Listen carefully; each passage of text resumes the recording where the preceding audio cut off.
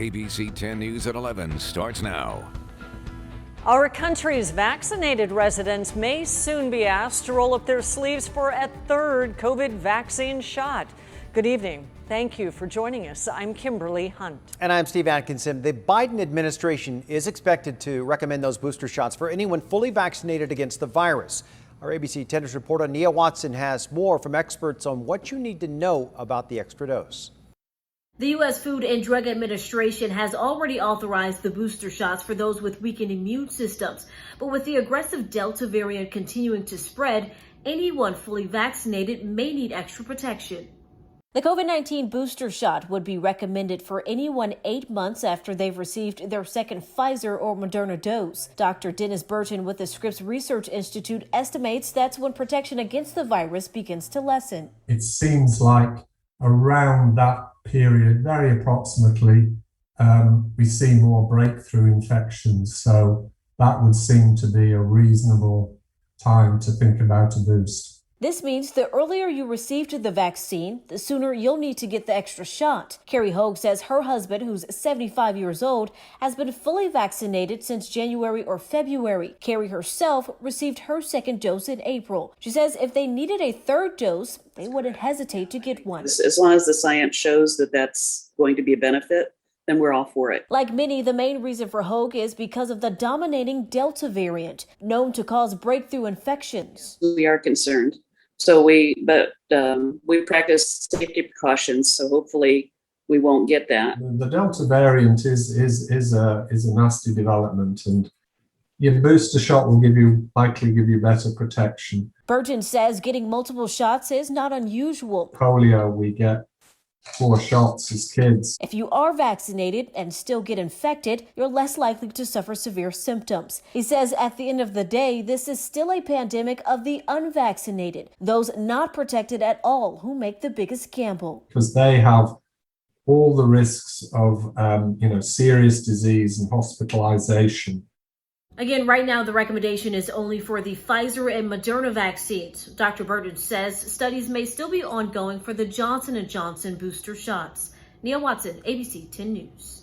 Now to the latest numbers on coronavirus in San Diego County. More than 1,700 new cases were reported today. There were no new deaths. San Diego Community College students only have one more day to submit proof that they have received the COVID vaccine. COVID vaccinations are required for any student doing in-person classes or other college activities. Students who don't go online and show that proof or request an exemption could be dropped from their classes. The deadline is 11:59 tomorrow night. Things got heated today when the public was allowed to comment at the County Board of Supervisors meeting. Over the course of more than 4 hours, more than 100 people spoke out against masks, vaccines, and mandates, but some were calm cases for personal choice, while multiple speakers compared San Diego County supervisors to Nazis. A few spoke in support of the supervisors, thanking them for their efforts to stop the spread of COVID. Tomorrow on ABC 10 News, we'll have an in-depth look at the meeting and some of those claims. That got heated. Both Los Angeles and Imperial County imposed new mask mandates Tuesday, citing the Delta variant as the biggest growing concern. But San Diego County says there's no change to the current mask guidance in our county. Our ABC 10 News reporter Laura Acevedo shows us what local medical experts recommend. As surrounding counties bring back mask mandates, San Diego County is not, at least not right now. Here's what neighboring counties are doing. Imperial County announced an indoor mask mandate Tuesday, regardless of vaccination status. They joined Los Angeles, who implemented a mask mandate indoors for vaccinated and unvaccinated people last month. LA announced another mask mandate Tuesday, requiring masks for all large outdoor events like concerts and festivals. When asked if San Diego would follow their neighboring counties, a San Diego County spokesperson told ABC 10 News there's no change and that they continue to monitor the local situation. So in San Diego, masks are only recommended indoors, regardless of vaccine status. I would certainly recommend, based on everything that we're seeing, that you wear masks indoors. Dr. Abby Olulade from Sharp Breeze Steely says regardless of mandates, she recommends a mask when you're inside because of the Delta variant. This is a variant that has essentially upped the ante. It is highly, highly contagious. Dr. Olulade says these indoor mask mandates will mostly protect the unvaccinated and children under 12 who can't yet get a shot.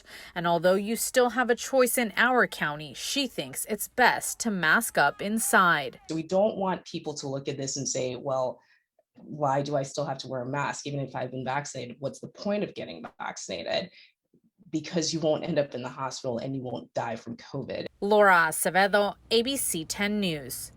The U.S. continues to evacuate civilians and personnel tonight after the Taliban took control of Afghanistan and chaos unfolded at the airport in Kabul yesterday. Today, the Taliban said it would offer safe passage to any civilian who wanted to leave the country. The U.S. remains cautious.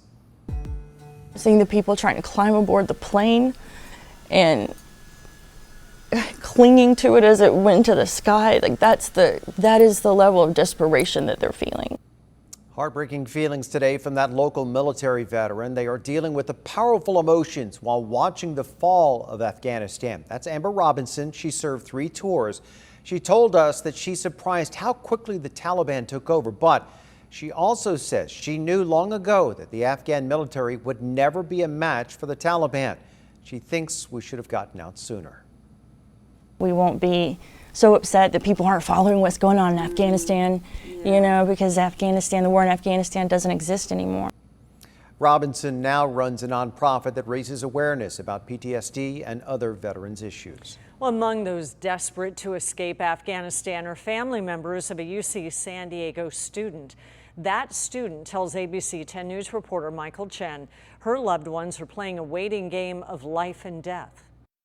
Nabila, a 22-year-old UCSD student, emigrated to the U.S. from Afghanistan several years ago. She asked us not to show her face to protect her family. As a child that I born and raised in Kabul, Afghanistan, I can feel their fears. Nabila has 7 siblings living in Kabul. Since the Taliban takeover, she's spoken to her brother and sister. So my sister feeling so scared, and then she just keep asking me if there is any way so I can get out of Kabul so she can save her life. Nabila says that sister and 2 other siblings qualify for a special immigrant visa for assisting Americans, including translating. Some of her siblings are also human rights activists. All are now holed up in their homes, hiding. In one of those homes is Nabila's mother, an American citizen. The Taliban have said they won't be harassing people, but Nabila says what her family is hearing and seeing They're afraid of if the Taliban see them, they will just kill them. is another story as soldiers patrol and knock on doors. They're just looking for people to have worked for a media, or they're working for with American, or if there is American citizen. Nabila says her mother and siblings who qualify for the visa are hoping to get on a flight to the U.S., but can't get to the airport. Taliban is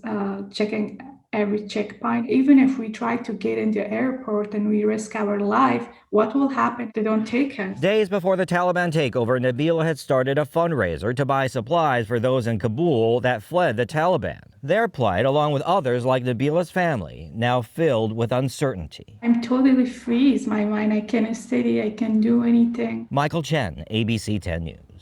Nabila says she is disappointed the American plans to evacuate those who helped them went so terribly wrong, and she is disheartened with how quickly the Afghan government fell. Today, we also spoke to San Diego Immigrant Affairs Manager Farhat Popel about the conditions on the ground in Afghanistan. She was born there, but escaped with her family decades ago.